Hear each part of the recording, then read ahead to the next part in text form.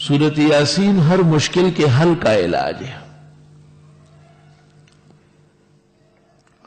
اور اس میں 3-4 روایتیں. ایک روایت میں کہ ایک دفعہ یاسین پڑھنا 2 قرآن کے برابر ہے. دوسری روایت میں کہ جو فجر کے بعد یاسین پڑھ لے 10 قرآن کے برابر ہے. اور تیسری روایت میں کہ ایک دفعہ سورہ یاسین کی تلاوت 25 دفعہ قرآن کریم پڑھنے کے برابر ہے. سورۃ یاسین رات کو پڑھنا علیحدہ عمل ہے، اس کی علیحدہ برکات ہے. جیسے عزت کا تحفظ، رزق کی برکت، مصیبتوں کا ٹل جانا، پریشانیوں کا دور ہونا، مشکلات کا حل ہونا، یہ رات کے پڑھنے کا عمل ہے، اور جتنی دیر سے پڑھی جائے اس قدر مؤثر ہے. اور دن کے اندر پڑھنے سے فتوحات ہوتی ہے، مرادیں ملتی ہے، آدمی پر کسی کا غلبہ نہیں ہو سکتا ہے.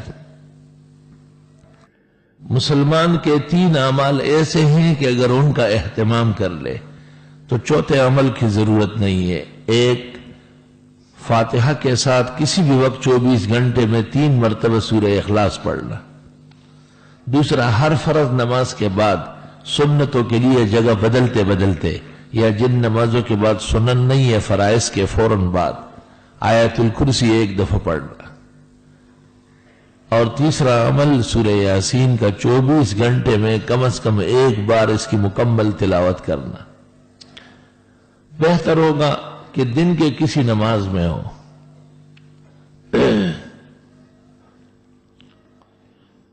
اس پر کلام ہے کہ یاسین کیا چیز ہے.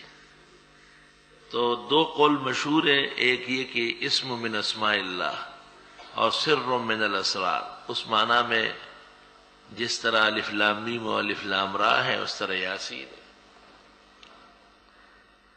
اور دوسرا قول یہ ہے کہ طٰہٰ اور یاسین حضرت صلی اللہ علیہ وسلم کے اوصاف جمیلہ ہے،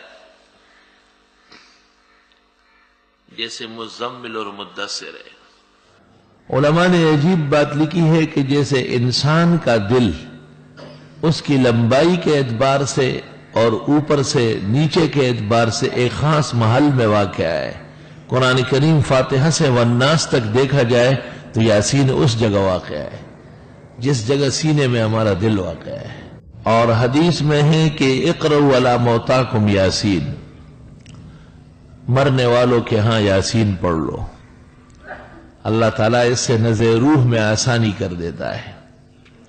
تفسیر زاہدی میں لکھا ہے کہ ملک الموت جب کسی کی روح قبض کرنے آ جاتا ہے اور وہاں سورہ یاسین پڑھی گئی ہو تو واپس جا کے بارگاہ الہی میں عرض کرتا ہے کہ میں اس کی روح کیسے قبض کر لوں، وہ سورہ یاسین پڑھ چکا ہے.